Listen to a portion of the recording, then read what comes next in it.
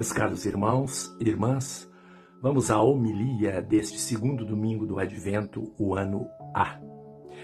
Eu resumiria um pouco, completando também um pouco mais, a liturgia da palavra, as leituras deste domingo, com o esquema: desejo, esperança, realização. Vejamos. Em primeiro lugar, vamos pensar em nós, para a gente entender bem o esquema. Nós não conseguimos viver toda a nossa vida desde que nascemos, inconsciente ou conscientemente, nós vivemos com desejos. O desejo é que toca a vida para frente. E este desejo significa exatamente que você deseja algo, um objeto, tem esperança em realizar aquele desejo. Portanto, desejo, um objeto de desejo, a esperança de realizar aquele desejo, aquele objeto do seu desejo, a esperança e a realização. Esse esquema, ele é muito complicado para nós. É claro que há desejos que não são desejos bons, são desejos desordenados e, portanto, no seu nascedouro, eles já são destrutivos. O desejo mau, o desejo desordenado, se você o realiza, você se destrói e prejudica a todos. E, portanto, aí todo o esquema é anulado. Eu estou falando de um esquema do desejo normal da vida, que são desejos bons. Algumas vezes não são conforme o que Deus pensa para nós, mas podem ser desejos bons.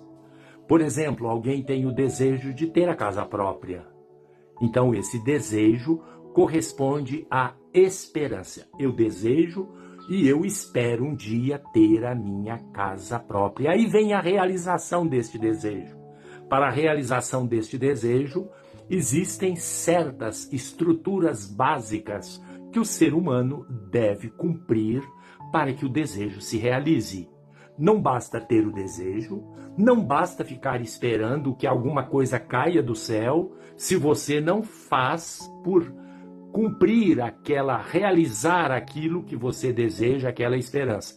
No caso de desejar ter uma casa própria, você tem que começar a economizar, você tem que começar a colocar na sua poupança, a planejar a vida, ter um trabalho, ter uma renda que possa comportar esse desejo, e a realização deste desejo deve se adequar às suas possibilidades. Não adianta sonhar com uma mansão em Miami ou em um bairro nobre de qualquer grande cidade brasileira, se você nunca vai ter os recursos necessários. Então, se você vai ter, tudo bem, lute por isso. Mas se você não tem, você quer ter uma casa própria e não tem o recurso para ter uma mansão, você pode ter uma casa mais simples. Então isso é o desejo humano, e esse é um desejo bom, um desejo até mesmo necessário. E, portanto, esse desejo, para que a esperança que ele desperta se realize, é necessário que você cumpra a sua responsabilidade de manter aquelas possibilidades e aquela estrutura que tornem possível a realização deste desejo. O que é o desejo hoje da liturgia da palavra? Olha o profeta Isaías. O que ele deseja? Uma harmonia completa na criação. Ele diz assim: o lobo e o cordeiro viverão juntos, o leopardo deitar-se-á ao lado do cabrito, o bezerro e o leão comerão juntos, e até mesmo a criança poderá tangê-los. A vaca e o urso pastarão lado a lado, enquanto suas crias descansam juntas. O que é esse desejo impossível, digamos assim? O profeta Isaías aqui, ele está não pensando somente no futuro, assim, imaginando coisas absurdas. Não, ele está pensando que isto já aconteceu, já se realizou no passado, naquela famosa terra sem males do paraíso terrestre, antes do pecado do homem, que criou a desordem, que criou a maldade, que criou a desarmonia, a beligerância, enfim, tudo de ruim, como na mitologia grega, a abertura da caixa de Pandora. Todos os males vieram para o mundo. Então, o profeta Isaías está sonhando com um futuro diante de um poder de um Deus que, ao criar, já criou uma terra sem males.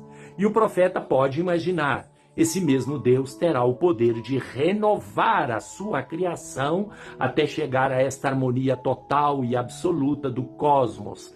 Para isso é necessária uma restauração e um restaurador. É necessário a redenção, a remissão do pecado humano. Aí, nesse tempo do Advento, as leituras todas são concordes, né? Nós vemos na segunda leitura da carta de São Paulo, logo no começo, ele diz assim: tudo que outrora, tá vendo o profeta Isaías, foi escrito para nossa instrução, para que, pela nossa constância e pelo conforto espiritual das Escrituras, aquelas do passado, que falam de uma criação, de um mundo, de uma terra sem males, tenhamos firme esperança. Olha como é que está batendo com a leitura do profeta. Só que o profeta Isaías ainda estava muito distante, ele não conhecia Redentor, não sabia quando seria, e de fato passaram-se centenas de anos. E nós chegamos no Novo Testamento, o Evangelho, em que vem João Batista como precursor.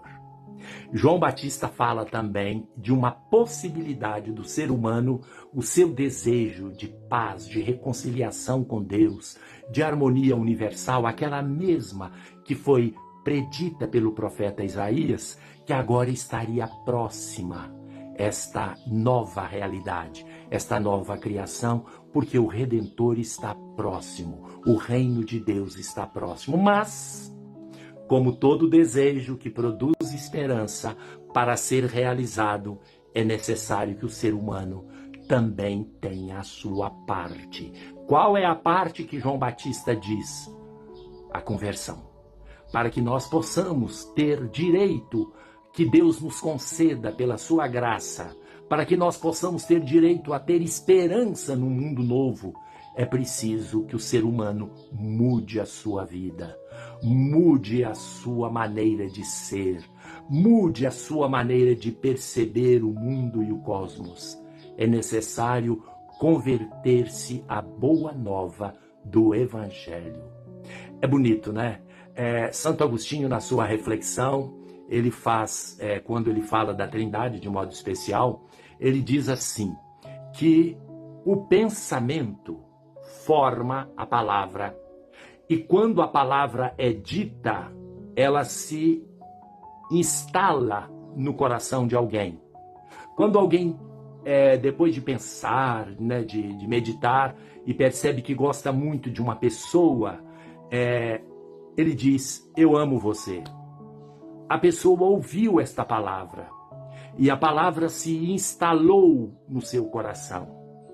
E quando esta palavra se instalou no coração, agora esta palavra se cala, para que a realidade venha. A realidade é a pessoa com seu amor. João Batista é um precursor, ele é uma voz, não é bem a palavra que Santo Agostinho fala, ele fala da voz. A palavra é o próprio Cristo, a palavra sou eu, a palavra somos nós, a palavra é Cristo, é o verbo. Mas ele tem uma voz que antecede a palavra.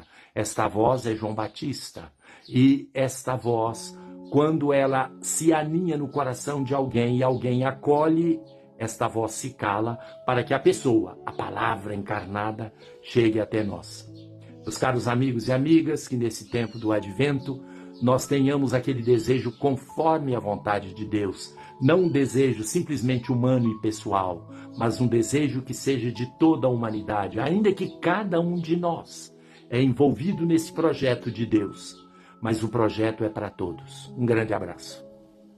Mais curiosidades como essa disponível no livro Dicas Litúrgicas. Disponível no link da bio. Garanta o seu.